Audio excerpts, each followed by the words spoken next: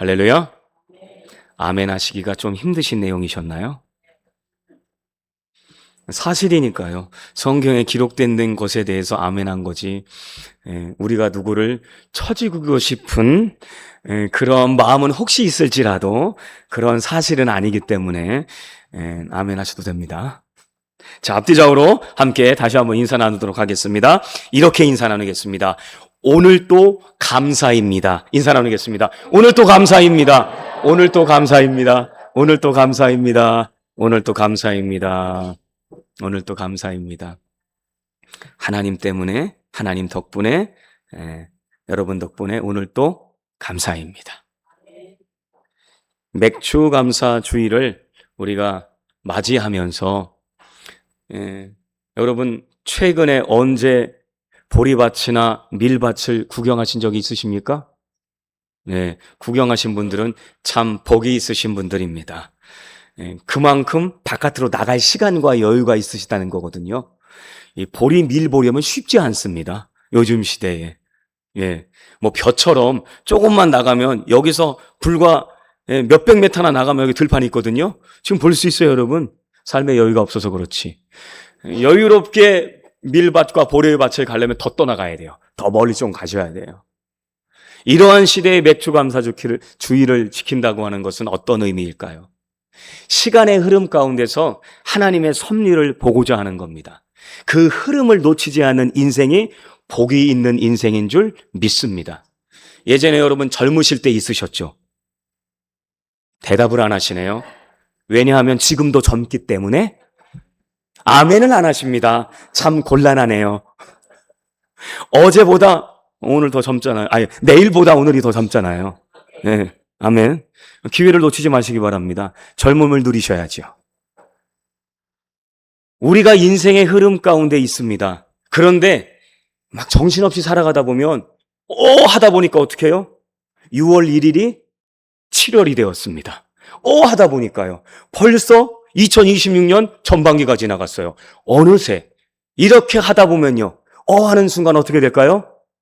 눈이 내릴 겁니다. 그리고 12월 달이 돼가지고 우리는 성구영신 예배를 또 한번 맞이하겠죠? 하다 보니까요. 맥주감사 절기를 지킨다는 것은 하나님께서 우리에게 주신 시간의 흐름과 또한 하나님께서 우리에게 주신 인생의 여러 가지 은총들을 기억하는 거룩한 절기가 되어야 될 줄 믿습니다. 그럼 이 맥주 절기를 맞이하면서 우리가 어떻게 더욱 하나님의 뜻을 받들어 즐거운 절기가 될 수 있을까? 자, 오늘 말씀이 그러한 맥주절을 즐겁게 지내는, 어떻게 그렇게 지낼 수 있을까를 배워보는, 그리고 그렇게 누려지는 시간이 될 수 있게 주님의 이름으로 축원합니다. 자, 오늘 먼저 우리가 신명기 16장 10절 말씀 함께 읽습니다. 시작.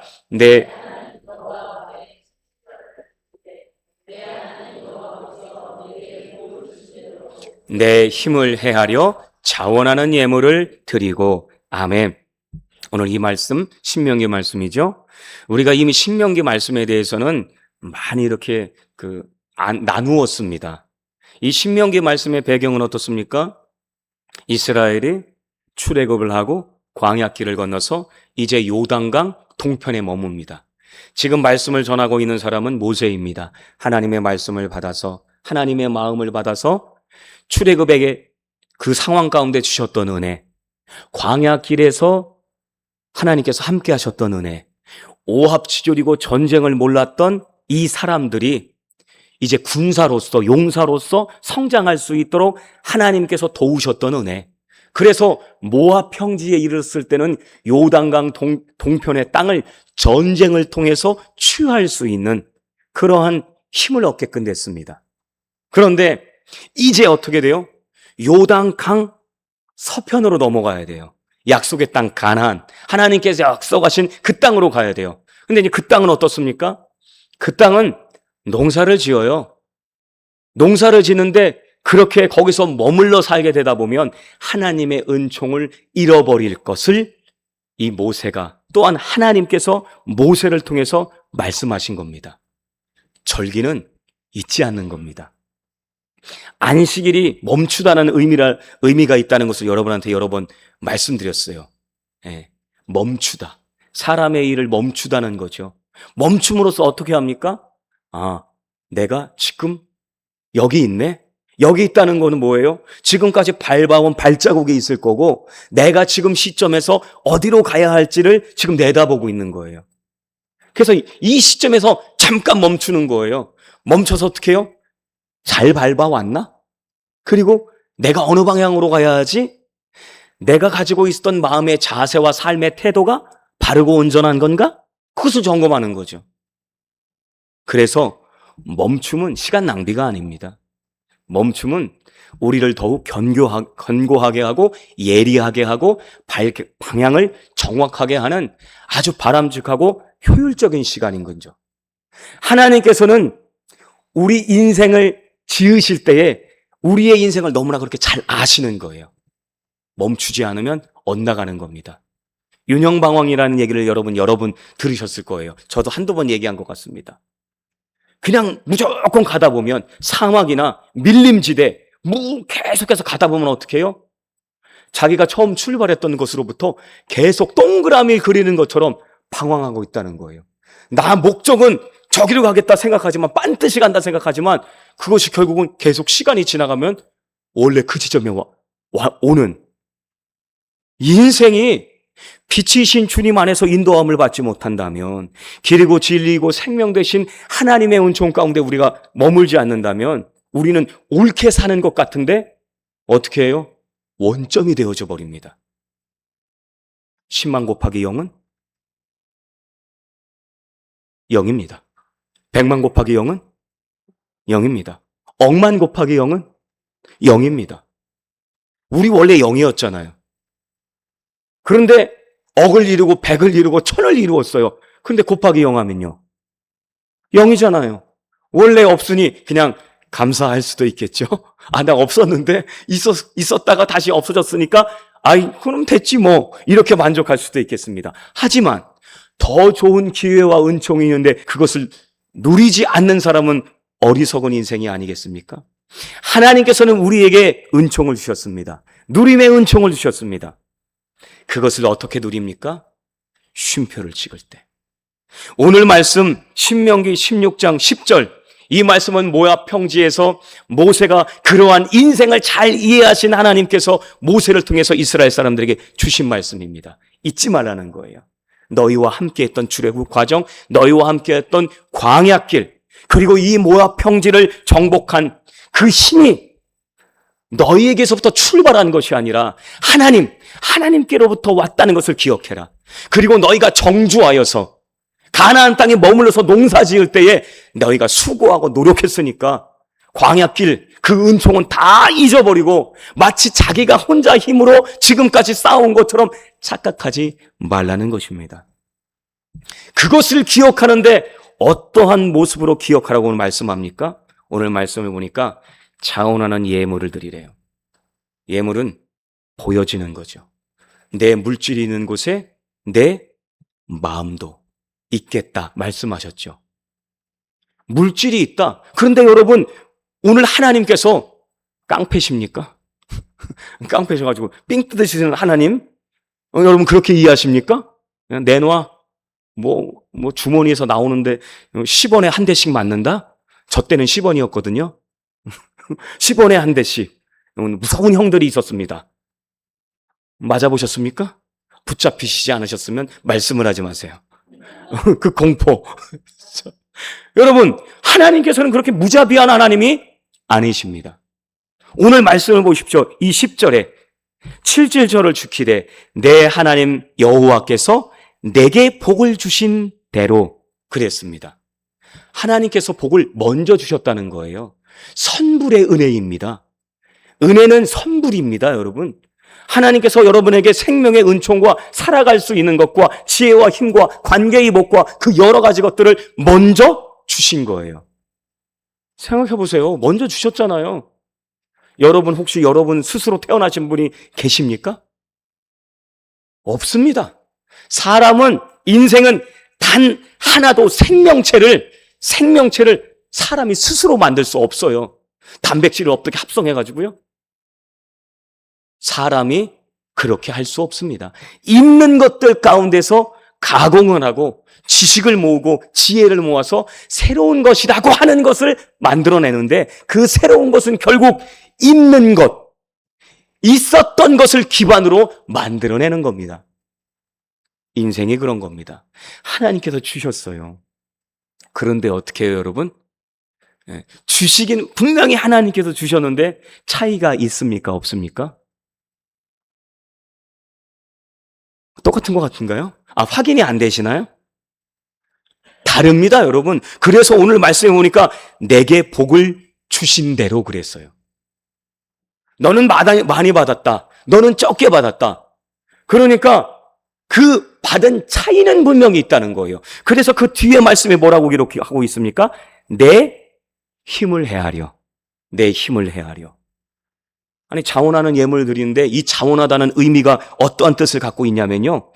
이것은 세금 내듯 하는 것이 아니라 구원의 은혜에 감격하여 자발적으로 드리는 기쁨의 예물을 얘기하는 겁니다. 기쁘게 드리라는 거예요. 기쁘게. 그런데 여러분 생각해 보세요. 옆집 김씨 아저씨는 자식이 10명이에요. 여기 이씨 아저씨는 자식이 1명이에요. 똑같이 일을 해가지고 똑같이 농사를 지어가지고 100가마니를 받았어요. 여러분 똑같이 1가마니를 드렸다. 이거 어떻게 생각해야 됩니까? 자식이 10명인 사람하고 자식이 1명인 사람하고 누가 더 힘들겠습니까? 죄송합니다. 이런 거를 제가 물어봐서.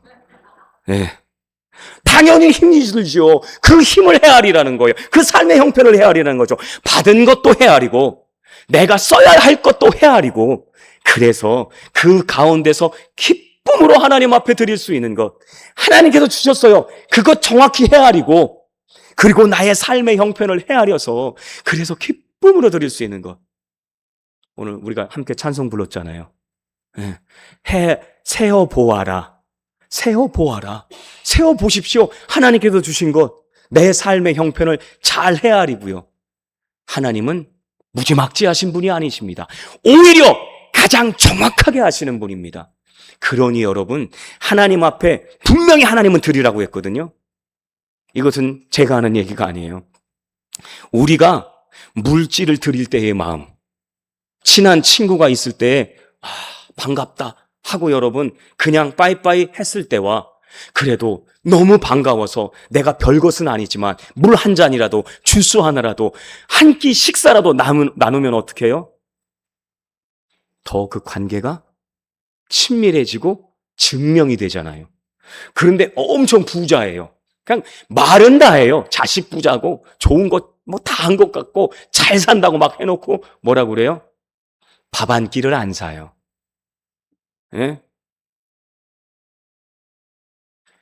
기쁨이 되겠습니까? 기쁨이 안 되는 거죠. 주신 하나님께 먼저 유행으로 기쁘게 드릴 수 있는 그러한 저와 여러분이 될 수 있길 주님의 이름으로 축원합니다. 여러분, 기쁨이 아니면 그래서 우리의 드린 예물은 재고해봐야 합니다. 출처를 내가 분명히 잘 알고 있는가? 나의 삶의 형편을 잘 알고 있는가? 여러분, 이 두 가지를 잘 살피시기를 주님의 이름으로 축원합니다. 하나님께서는 우리의 됨을, 우리의 형편을 정확하게 아십니다. 고린도전서 15장 10절에 이 말씀이 있습니다. 그러나 내가 나 된 것은 하나님의 은혜로 된 것이니 내게 주신 그의 은혜가 헛되지 아니하여 내가 모든 사도보다 더 많이 수고하였으나 내가 한 것이 아니요 오직 나와 함께 하신 어느 분의 은혜로다? 하나님의 은혜로라. 하나님의 은혜. 사도 바울이 외형적으로는 그 어떠한 사도보다 활동도 많이 하고 많이 애썼어요. 그런데 그것조차도 다 내가 솔직히 생각해도 내가 열일했어요. 힘썼어요. 그런데 그것 다 하나님께서 나에게 주신 은혜 때문에 내가 그렇게 할 수 있었다는 겁니다. 잘 알려진 칼 바르트라고 하는 우리의 믿음의 신앙의 선배이자 이 목회자는 이렇게 얘기했습니다. 은혜와 감사는 하늘과 땅처럼 결코 분리될 수 없다. 은혜가 내려오는 곳에 반드시 감사가 피어난다. 그러니까 여러분, 감사가 없다면 여러분에게 주어진 은혜를 한번 점검해 보시기 바랍니다. 하나님과의 관계를 점검해 보시기 바랍니다. 기쁨으로 내가 하나님 앞에 뭔가 단순히 물질뿐만 아니라 몸으로 드리든지 그 무엇을 하나님 앞에 찬송을 드리든지 하나님께 예배를 드리든지 하나님께 기도를 드리든지 그 안에 감사가 없다면 여러분 하나님과의 관계를 점검해 보시기 바랍니다. 하나님의 은혜를 받고도 여러분이 깨달아 알지 못했을 수 있어요. 이건 내가 노력한 거지. 그렇게 해요. 창세기 말씀으로 우리가 나갈 수 있기를 원합니다. 자, 창세기 말씀 4장 3절, 4절, 5절까지 우리가 함께 했습니다. 시작. 세월이 지난 후에 가인은 땅의 소산으로 제물을 삼아 여호와께 드렸고 아벨은 자기도 양의 첫 새끼와 그 기름으로 드렸더니 여호와께서 아벨과 그의 제물은 받으셨으나 가인과 그의 제물은 받지 아니하신지라. 가인이 몹시 분하여 안색을 변하니. 아멘. 우리가 이 말씀을 흔히 오해할 때 가인은 곡식을 드렸으니까 하나님께서 안 받으셨고 아벨은 양을 드렸으니까 하나님께서 기쁘게 받으셨을 거다라고 오해합니다. 아닙니다. 하나님은 육축 제사만 좋아하는 게 아니십니다. 소제, 곡식 드리지는 제사도 좋아하십니다. 하나님께는 그러한 하나님 앞에 드려지는 형태에 대해서 말씀하신 내용이 있는데 레위기 2장에 보면 곡식을 드리는 소제가 나와요. 태워서 드립니다. 여러분, 그 모든 제물을 하나님께서 기뻐하시는 줄 믿습니다. 그런데 왜 아벨의 제사는 받으시고 가인의 제사는 왜 안 받으셨습니까? 여러분, 그 말씀이 오늘 말씀 속에 있습니다. 4절 말씀, 아벨이 드린 제물의 내용이 나오죠. 무엇을 드렸습니까? 양의 첫 새끼, 그리고 그 기름. 우리가 보기에는 그냥 그렇지 라고 생각할 수 있어요. 그런데 아벨은 여러 양떼. 여러분 오늘 말씀의 3절 세월이 흘렀다고 그랬죠? 세월이 흘렀다는 것은 씨를 뿌렸으면 성장해서 무엇을 거뒀다는 거예요? 곡식 열매를 거뒀다는 거예요.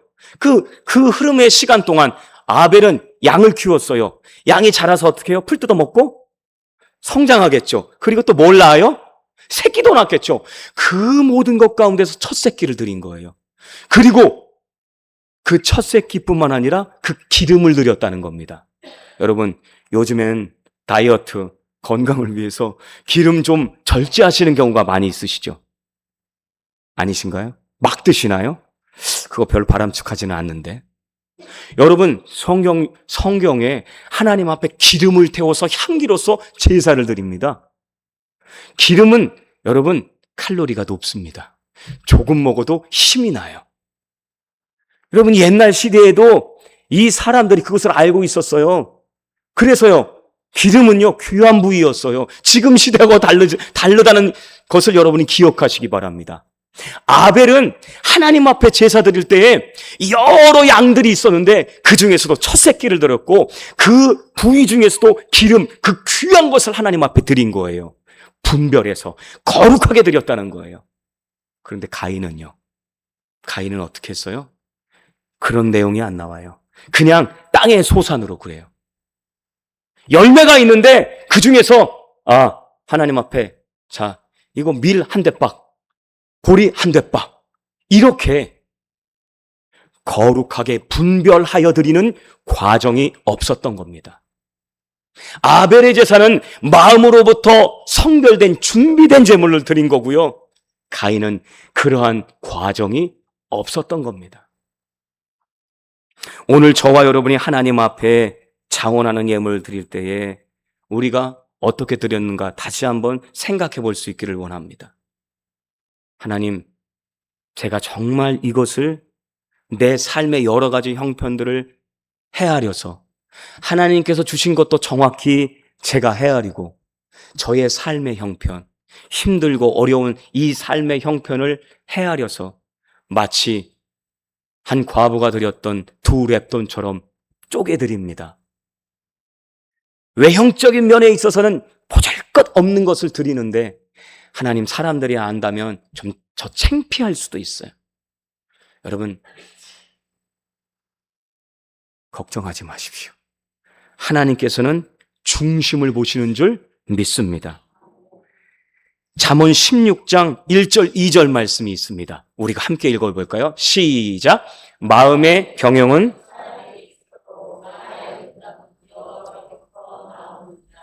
사람의 행위가 자기 보기에는 모두 깨끗하여도 여호와는 심령을 감찰하시느니라. 아멘.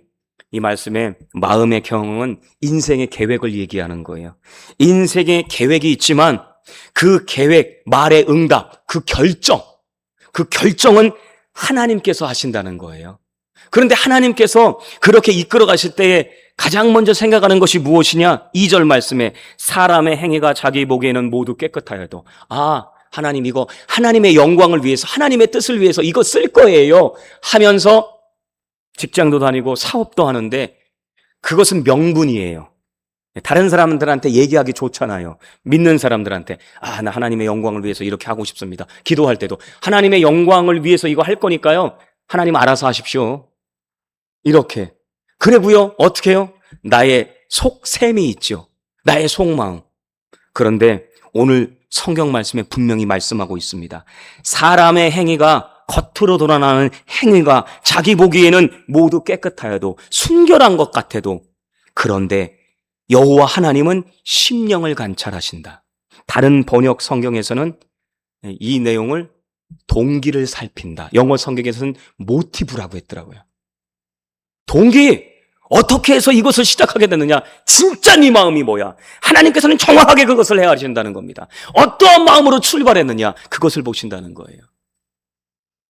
오늘 저와 여러분이 그 하나님 앞에 우리의 마음을 온전히 드릴 수 있기를 소원합니다. 그런데 가인은 어떻습니까? 가인은요, 아벨의 제사는 딱 하나님께서 받아주시고 자기의 것은 안 받아주셨어요. 그랬더니 어떻게 됐다고요? 우상이었습니까? 하나님 그래도 감사합니다. 아니에요. 오늘 말씀해 보니까 안색이 변했다고 했습니다.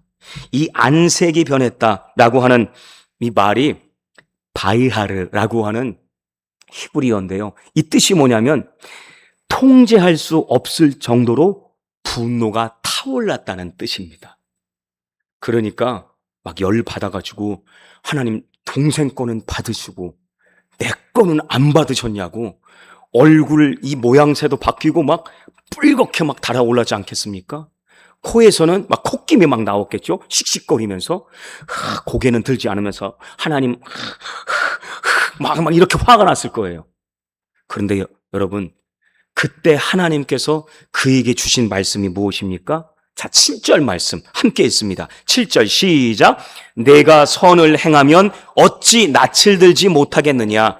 선을 행하지 아니하면 죄가 문에 엎드려 있느니라. 죄가 너를 원하나 너는 죄를 다스릴지니라. 아멘.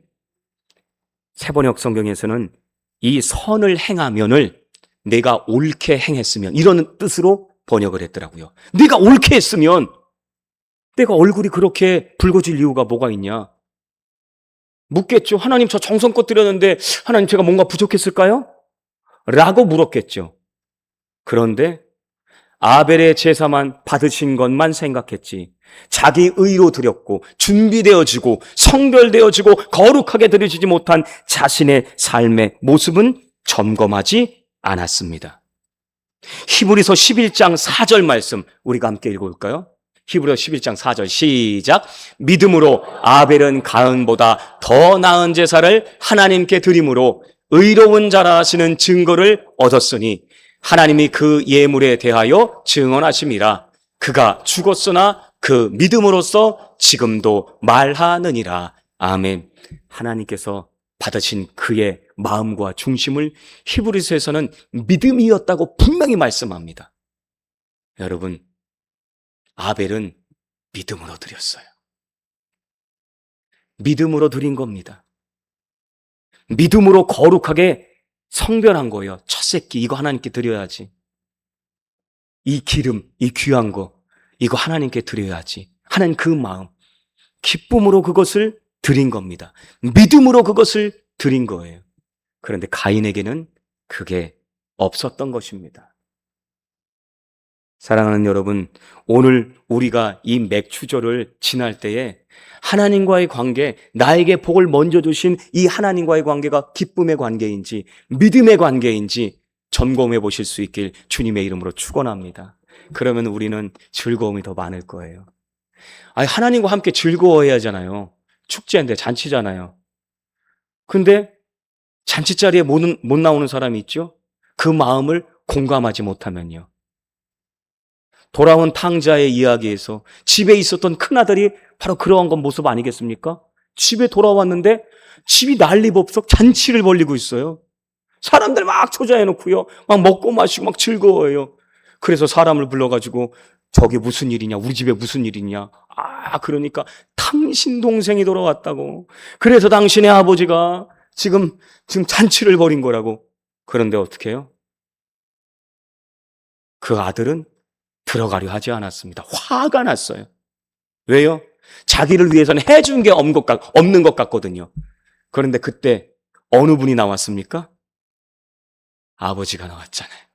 삐져가지고 화나가지고 열받아가지고 아버지를 오해해가지고 마음의 문이 닫힌 동생도 미워하고 아버지도 미워하는 박해기냥 분노에 휩싸인 그 큰아들에게 아버지에게서 아버지가 다가오신 거예요. 여러분, 이게 하나님의 사랑인 줄 기억하시고 믿으시기 바랍니다. 우리가 때로는 하나님을 오해하고 그래서 우리에게 주어진 인생의 여러 가지 기회를 온전히 향유하지 못할 때가 있습니다. 기쁘지 않아요. 즐겁지가 않아요. 그런데 그러한 인생에게 하나님께서 다가오십니다. 그리고 오해를 풀어주시려고 하시는 거죠. 사랑과 긍휼의 하나님이심을 기억하시길 원합니다. 그러한 은총을 먼저 풀고 그 다음 단계가 있습니다. 여기서 끝나는 게 아니에요. 또 하나의 단계. 자, 우리가 11절 신명기 16장 11절 말씀 우리가 함께 읽습니다. 시작. 너와 내 자녀와 노비와 내 성중에 있는 레위인과 민 너희 중에 있는 객과 고아와 과부가 함께 내 하나님 여호와께서 자기의 이름을 두시려고 택하신 곳에서 내 하나님 여호와 앞에서 즐거워할지니라. 아멘. 자, 여러분 여기 보십시오. 하나님과 관계가 기쁨과 믿음으로 표현된다면, 그리고 그 다음에는요, 여러분, 이렇게 함께하는 축제에 드려진 재료를 통하여서 하나님만 즐거워하시는 게 아니에요. 하나님과 함께하는 여러 사람들과 즐거워하라고 오늘 이 신명기 말씀은 우리에게 말씀합니다. 그 내용의 맨 처음에 뭐예요? 가족들이 등장하네요. 자녀. 가족들뿐만 아니라 같은 집 안에 있는 사람들이 등장합니다. 그들은 신분상 노비네요. 그리고 그 사람들을 초월해서 또 누가 있습니까? 오늘 말씀해 보니까 레위인. 그 성중에 있는 레위인은 뭐예요? 뭐 하는 사람입니까? 하나님을 기업으로 삼는 사람들이라서 땅 분배가 이루어지지 않은 사람들이에요. 그래서 그 사람들을 기억하라고 말씀합니다. 그 사람들과 함께 즐거워하라고요. 그리고 여기에서 멈추지 않습니다. 이스라엘 사람이 아니든지 그 성중의 사람이 아니든지 그런데 그 성중에 있어요.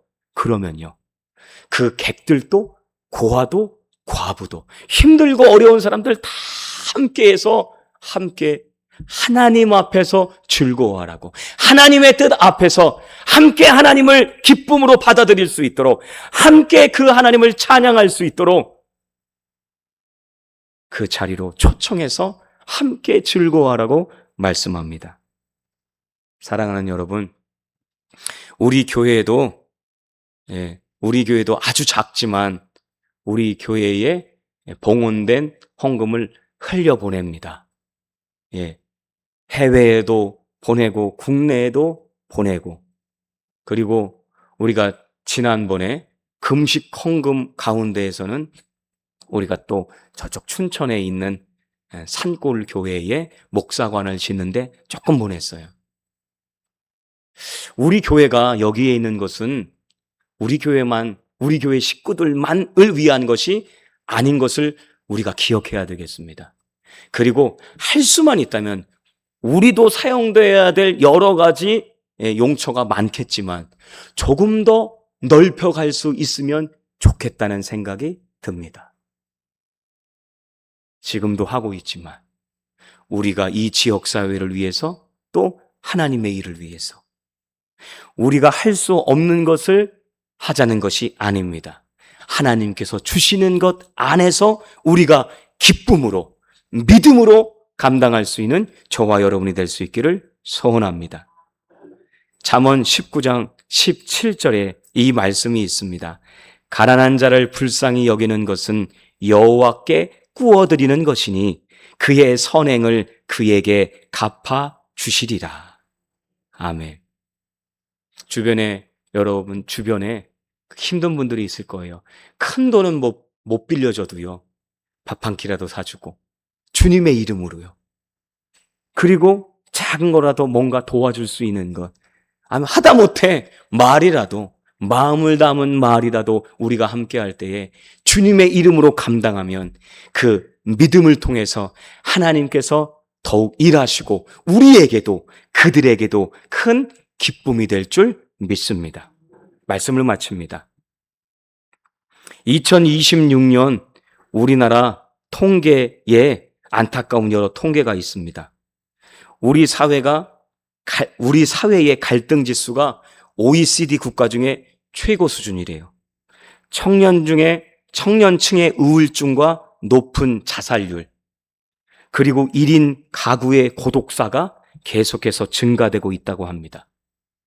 물질은 옛날보다 더 많아졌어요. 그런데 여러분, 우리 사회가 어떻습니까? 우리 사회는 극도의 경쟁 사회가 되었습니다. 그래서 마치 가인처럼 아벨의 제사를 받아주시는 하나님 앞에 마치 얼굴이 붉게 안색이 변하는 것처럼, 화를 타오르는 것처럼 자기 의의 제사를 해놓고, 자기를 위한 제사를 해놓고 하나님께서 왜 내 제사는 안 받으시냐고 하나님께 마저 화가 난 인생들이 참 많은 것 같습니다. 심리학에 쾌락의 쳇바퀴라고 하는 그러한 이론이 있습니다. 이 내용은 어떠한 겁니까? 승진하거나 새집을 짓거나 원하던 복권 당첨이 되면 그때만 기쁘다는 거예요. 그런데 그것은 조금 어느 정도 시간이 지나면 어떻게 해요? 또다시 목마른 거예요.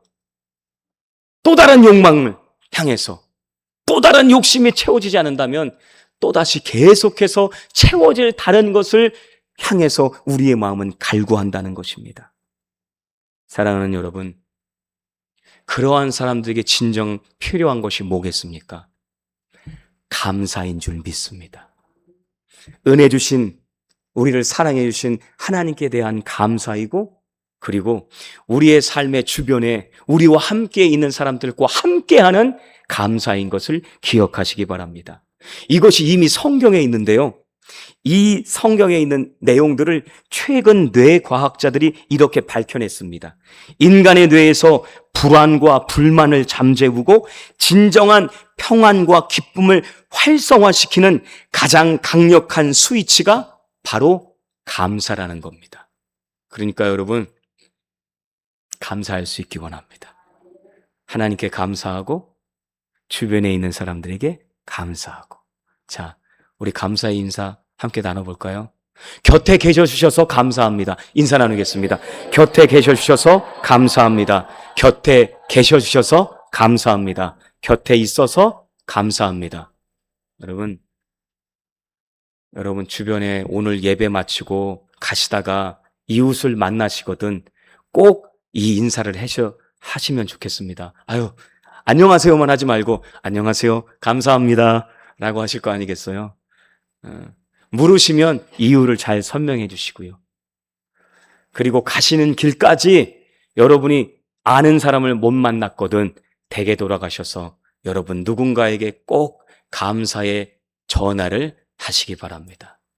하나님 앞에서 감사하는 인생, 그리고 그 감사를 주변으로 전하는 감사의 인생으로 더욱 감사가 풍성해지는 저와 여러분의 삶이 되시길 주님의 이름으로 축원합니다.